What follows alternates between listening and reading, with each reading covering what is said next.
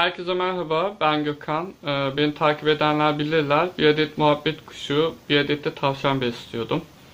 Fakat tavşanım ne yazık ki öldü. Bundan dolayı çok mutsuzum, çok üzgünüm. Hala bahçede kafesi duruyor ve orayı gördükçe mutsuz oluyorum, üzülüyorum. Komşular da geliyorlar. Yani komşular ve komşu çocukları geliyorlardı. Böyle bir hayvanat bahçesi gibi o kafesin etrafında böyle sandalyeler, tabureler koyup oturuyorlardı. Gayet güzel bir görüntü vardı. Şimdi tekrar işte çocuklar alıştığı için özellikle küçük çocuklar böyle 2-3 yaşlarındakiler geliyorlar hala. Yani ben hala mutsuz oluyorum hem o kafesi gördükçe hem de insanlar geldikçe. Mutsuz olduğumu gören ailem de uzun uğraşlar sonucu izin koparamadığım hamster'ı almama izin verdiler. Yani nasıl oldu bunu ben de bilmiyorum ama gerçekten çok üzüldüğüm için izin verdiler ve ben de bugün gidip bir hamster aldım. Hem onu tanıştırmak istiyorum sizlerle, evimin yeni üyesi, arkamda görmüş olduğunuz gibi. Hem de neler yaptım onu anlatmak istiyorum. Kafesi nasıl yaptım, işte gerekli malzemeler neler. Yani basit bir anlatımla yani ilk hamster alırken en azından elzem olan ihtiyaçlar nelerdir? Bunu açıklayacağım. İleriki videolarda da işte hamster nasıl beslenir, nasıl ele alıştırılır, hangi tür oyuncaklar hamsterlar için iyidir gibi birkaç video çekmek istiyorum. Tabii bunlar benim teoride var olan bilgilerim ama pratikte çok fazla bu bilgilere ya da bunları uygulamaya çok da sahip değilim aslında. Birlikte her video attığımda birlikte büyütelim istiyorum hamster'ı. Birlikte bir şeylere karar verelim, birlikte oyuncaklarını yapalım. Teoride olan bilgilerimi size aktarırken pratikte de bak bunu uyguladım, bunu denedim ve çok hoşuna gitti gibi bazı şeyleri de fark edersem sizlerle paylaşmak istiyorum. Yani kısacası birlikte büyütmek istiyorum bu hamster'ı. E, O zaman şimdi kafesi tanıtmak istiyorum sizlerle. Öncelikle tabii ki kafesi tanıtmadan önce yani kafesin içerisine bakmadan evvel şuradan kafes için ne gerekiyor? Yani gidip araştırdım. Öncelikle tabii ki hamster almaya karar verince gidip pat diye almadım. Zaten uzun yıllardır hamster alma isteğim vardı ve hamster için zaten gerekli bilgilere sahiptim aslında. Ama yine de bir araştırmaya girdim. İşte hamster kafesleri ben bu üniversiteyi bitireli 11-12 yıl oldu. 11 yıl önce üniversitedeyken de hamster besledim. Ama çok kısa bir süreliğini besledim. O zamanlar fiyatlar çok ucuzdu, uygundu ve ben aynı fiyatların olduğunu düşünüyordum açıkçası.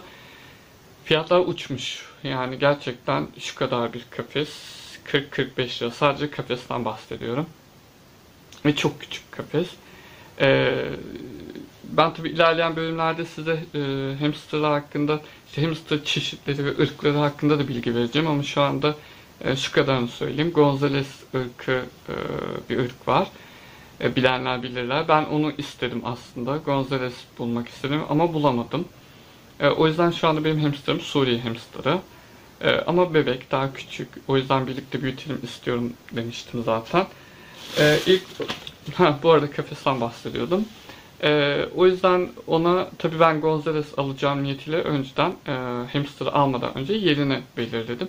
Gonzales'e göre iyi olacağını, uygun olacağını düşündüğüm bir kapı aldım ve onun içerisini dizayn ettim ama sanırım Suriye hamster için birazcık büyük küçük gelecek bu dizayn. Çünkü Suriye hamsterı büyüyor. Gonzales hamsterı fazla büyümüyor. Bunu tabi ilerleyen videolarda anlatacağım. Ama tabii ki neler aldım. İlk olarak dediğim gibi kafes için bir kutu aldım. Zaten içerisini göstereceğim size.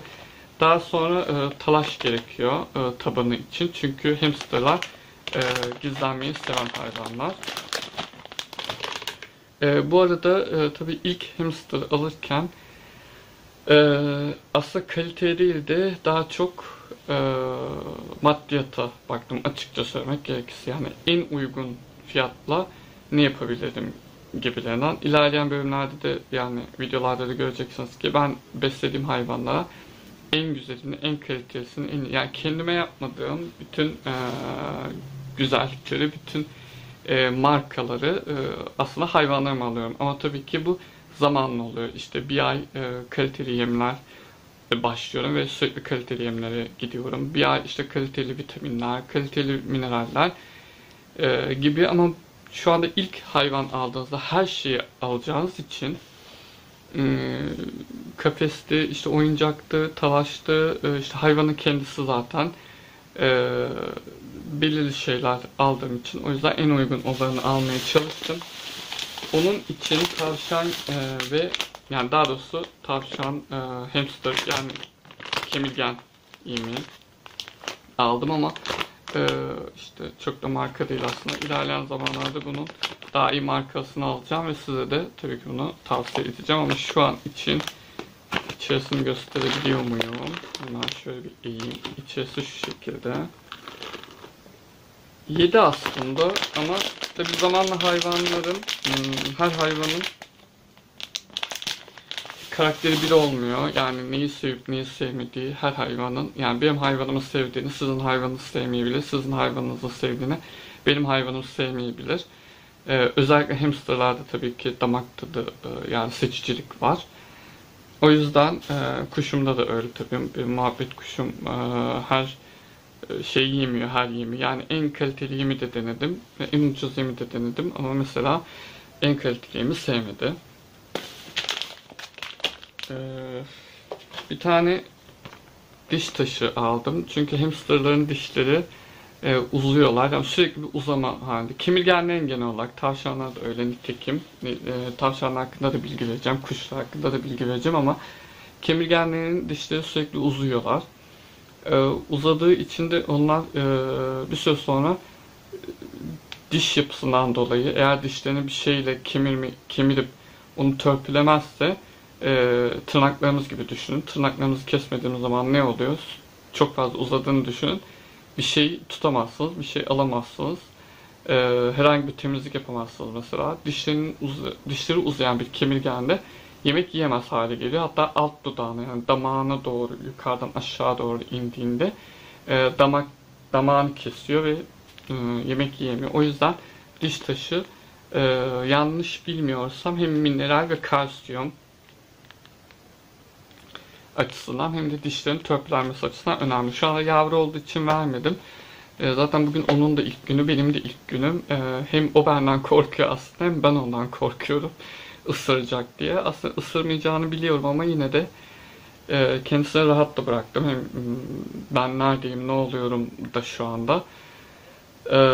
Kafesi inceliyor ve orada, yani kendi kafesi, yani kendisine ait bir yer edindiğinde, çünkü yuva edinecek, işte tuvalet köşesi edinecek, işte yediği yemleri bir yere saklıyorlar, yanaklarında kesecikler var. Doğada olan hamsterlar doğadayken yanaklarını biriktirdikleri yiyecekleri depolarında yazın toplayıp kışın yemek üzere depoluyorlar. Bu doğada olan bu özelliğini kafeste de yapıyor. Yani aldığı yiyecekleri yanaklarındaki keseciklerde topluyor ve gidip talaşın altına saklıyorlar. İşte kendisine bir köşe edinecek. Ben de onu rahat bıraktım. Birkaç gün şey yapacak, işte bakacak sağa sola. Daha sonra ben de kendimi alıştırmaya başlayacağım. Şimdi kafes içerisine bakalım. Bu kafesi dediğim gibi Gonzales Hamster için ayarlayacaktım. Zaten Gonzales Hamster için bile küçük bir kutu aslında. Ama Suri Hamster için inanılmaz küçük olacaktır kendisi.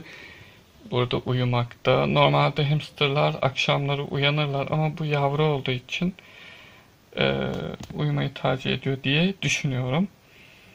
Bu çarkı henüz ilk günü olduğu için sanırım, veya yavru olduğu için ona binmeyi bugün tercih etmedi. İlerleyen zamanlarda bakacağız.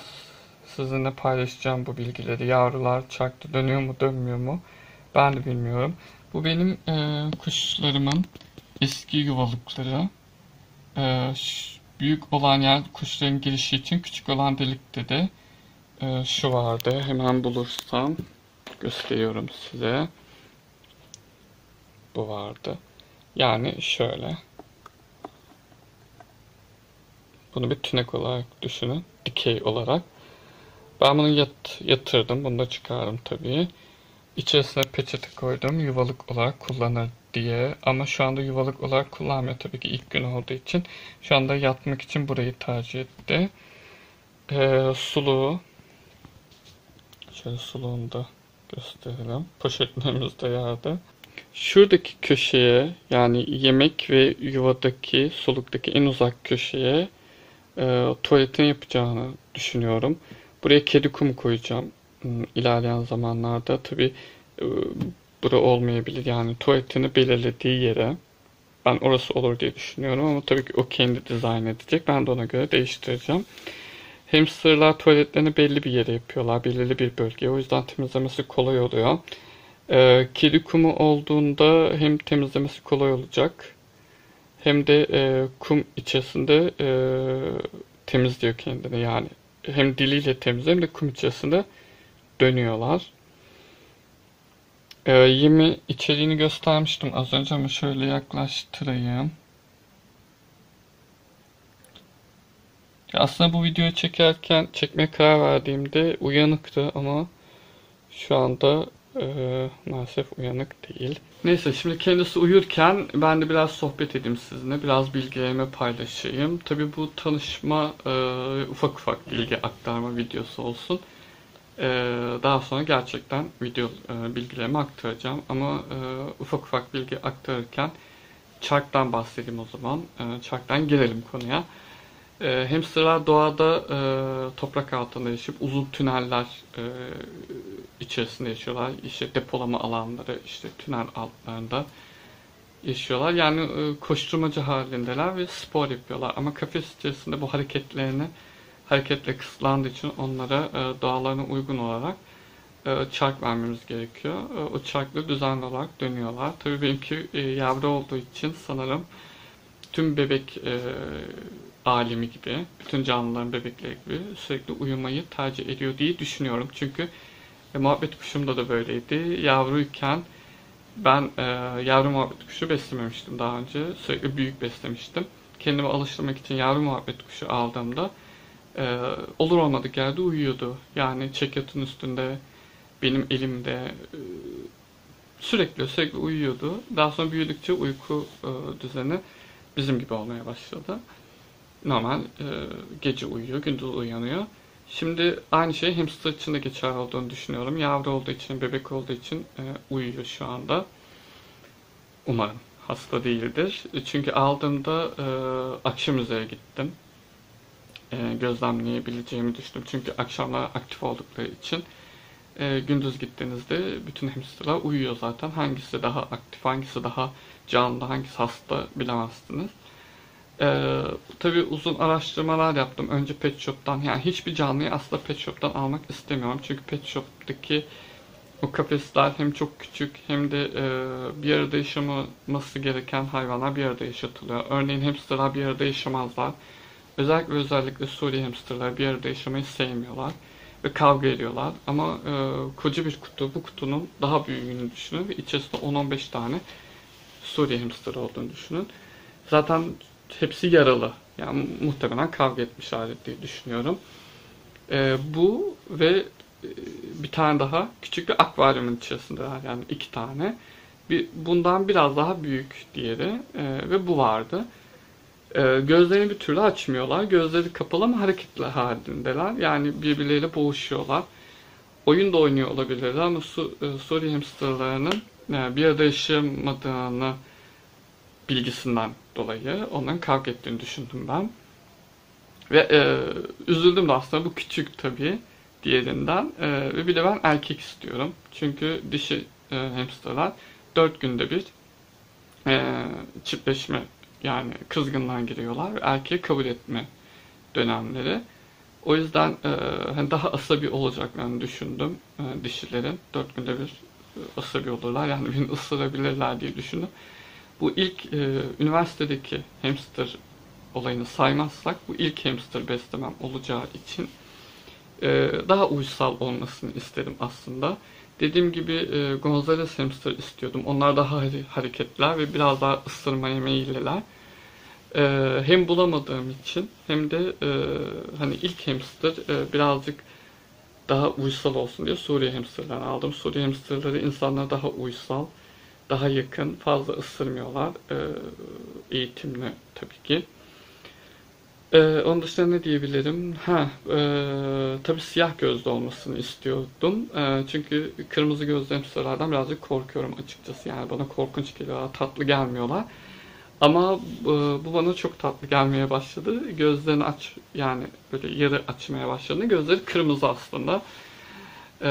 Ama dediğim gibi bana tatlı geldiği için o boğuşma esnasındaki o hareketleri aslında kurtarmak da istedim. Bilmiyorum. Orada iki tane hamster boğuşuyorlar ve bu küçük olduğu için altta kalıyor tabii ki. Diğeri bunun üstüne çıkıyor, işte kulağını ısırıyor. Ya ısırıyor mu bilmiyorum. Sonuçta ağzını o tarafa doğru bir hamle yapıyor. İşte ne kadar ısırabilirler yavrular bilmiyorum. Büyüklerin zarar vereceğini biliyorum ama yavrular ne kadar hani ısırabildiklerinden emin olamadığım için oyun da olabilir ya da küçük diş atmalar olabilir ama hep sürekli altta kalıyor ve ben üzüldüm aslında. Bir de erkek istiyordum. Bu da erkekmiş şansıma. Dişi olsaydı da muhtemelen bunu alırdım.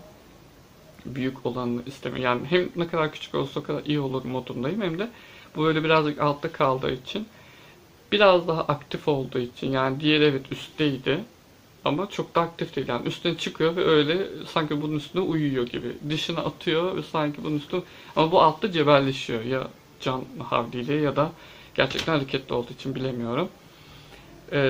Aldım. Ee, tabii ki dediğim gibi bütün gün öncelikle bütün pet shop'ları arayarak Gonzales aradım ama hiçbir yerde Gonzales yok. Daha önce Gonzales gördüğüm o zamanlar tavşan besliyordum. Tavşan için pet shop'lara gidip belli malzemeler aldığımda hamsterlara da gözüm çarpıyor. Gonzales'ler vardı. Nedense hepsi yok yani. Şu anda bitti. Herkes bir Gonzales aldı herhalde. Herkes diğer pet shopçu yani bütün pet shopçular bana Suriye hamsterlarını öneriyor yani. Çünkü ellerinde o var. Ve çoğu da doğum yapmış. Yavru. Yani birkaç tane Gonzales buldum ama büyük, yetişkin. Yani ben onu 6-7 aylık belki de daha fazla ben onu tabii ki şey yapamam. Eğitemem. Ve hem de kırmızı gözlülerdi istemedim aslında. Belki siyah gözlü olsalardı bir nebze belki isteyebilirdim. Daha sonra ben çok üzüldüm. Bütün malzemeleri aldım ama işte kutuydu, işte çarktı, işte yemdi, her şeyi alıp hamster eksik. Çok üzüldüm ve ben bugün kesinlikle eve hamsterla döneceğimi düşündüğüm için yine ya sessizleşmeye başladım. Çok istiyorum çünkü inanılmaz. Hayvanları da çok seviyorum. Bu arada beni takip edenler bilir. Ben e, laborant ve veteriner sağlık bölümü okuyorum. Öğretmenliğimin yanı sıra yani öğretmenlik mesleğimi icra ediyorum zaten. Öğretmenim ama bir yandan da öğrenciyim aslında. Kendi hayvanlarıma bakabilmek için. Ama ne yazık ki tavşanıma bakamadım. Henüz çünkü aşı yapmayı, iğne vurmayı ve ilaçları henüz bilmiyorum. O yüzden veterinere götürüyordum ama tabii her veterinerde her hayvandan maalesef anlamıyor. Genelde kedi, köpek, inek gibi hayvanlarda anlıyorlar. Çünkü mesela ben de okurken kitaplarda hep bunlar anlatılıyor. İşte çok sessizleştim. Annem de ki annem beni inanılmaz şaşırttı. Hamster deyince kesinlikle hamsterın h'sini duyduğunda bile konuyu kapatan kadın. Bana hamster almamı önerdi. İşte birlikte gidiyoruz. Beni çekiştirip hamster almaya götürüyor. Dur diyorum hani hemen şimdi mi alalım bir araştırayım ben falan. Çekiştiriyor beni böyle çok şaşırdım. Hatta birlikte beğendik. İşte kendisini de birlikte beğendik. Ve ismini de annem koydu. Tabii ben birkaç isim önerdim aslında. Şu olabilir, şu olabilir, kafamda şu var, şu var diye. Annem seçti. Ben de seni mi kıracağım dedim ve ismini Çakıl koyduk. Bilmiyorum erkek ismi mi ama hani erkek hayvanlara verilen bir isim mi ama şu anda hamsterımızın adı Çakıl. Şu anda dediğim gibi Çakıl uyuyor ve ben bir sonraki videolarda hem Çakıl'la ilgili ilerlemeleri sizlere anlatmak istiyorum. Hem hamster beslemesi hakkında şu an ufak ufak bilgiler verdim ama tam hani böyle şu anda tanışma tabii heyecanımı anlatma videosu olsun bu. Ee, Hamster hakkında gerçekten hani işte beslenmesi, kafes, işte hastalıkları, işte neler vermeliyiz, neler vermemeliyiz gibi kuşlar ve tavşanlar hakkında da tabii ki çekeceğim. Çünkü kanalımda hayvan kategorisi de var. Birkaç kategori var incelediyseniz. Hayvan kategorisinde de bunları anlatmak istiyorum. Böyle. Bugünlük benden bu kadar diyelim. Kendinize iyi bakın. Hoşça kalın. Tam ben videoyu kapattım. Kendisi de uyandı, Çakıl Bey. Yemek yemeye başladı. Görüyor musunuz bilmiyorum ama çok ufak. Yani yumak gibi, top gibi bir şey. O yüzden belli oluyor mu bilmiyorum tam olarak. Tüy yumağı gibi bir şey ama küçük yani. Hani videoda belki anlaşılamıyor olabilir ama şöyle tabağın ortasında küçücük bir şey. Tabak da küçük aslında. Hani belki tabak çok büyük gibi görünüyor olabilir ama tabak da küçük ve tabak kadar büyüyecek herhalde bu. Evet, Çakıl su içiyor. Çok tatlı. Ellere bak.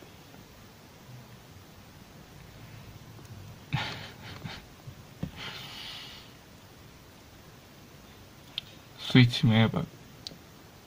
Allah'ım ne kadar tatlı.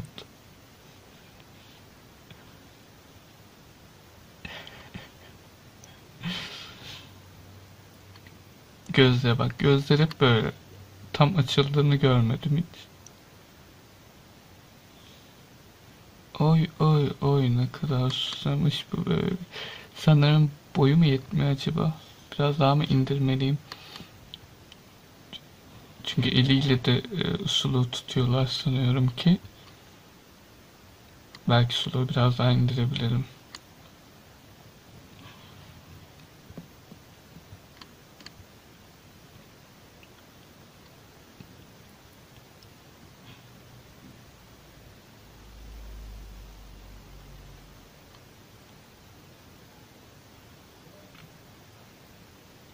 Bu kadar susamış bu böyle.